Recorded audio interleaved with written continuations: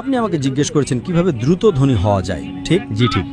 সেরা সমাধান 5 ওয়াক্ত সালাত আদায় করুন, আর ফজরের আগে 2 রাকাত সুন্নাত মিস করবেন না। জানেন কেন?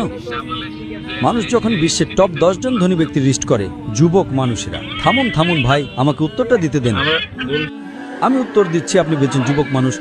যুবক মানুষেরা, আমি উত্তর দিচ্ছি। আপনি জানেন শীর্ষ 10 জন ধনী ব্যক্তির তালিকায় 4 নম্বরে বিল গেটস, 2 নম্বরে জেফ বেজস, তো 3 নম্বরে জেফ বেজস, 2 নম্বরে এলন মাস্ক, 1 নম্বরে কে?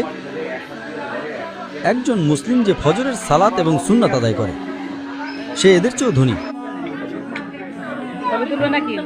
কারণ নবী সাল্লাল্লাহু আলাইহি সাল্লাম বলেছেন যে ফজরের 2 রাকাত সুন্নাত পৃথিবী এবং এর মধ্যে যা কিছু আছে তার চেয়েও বেশি মূল্যবান।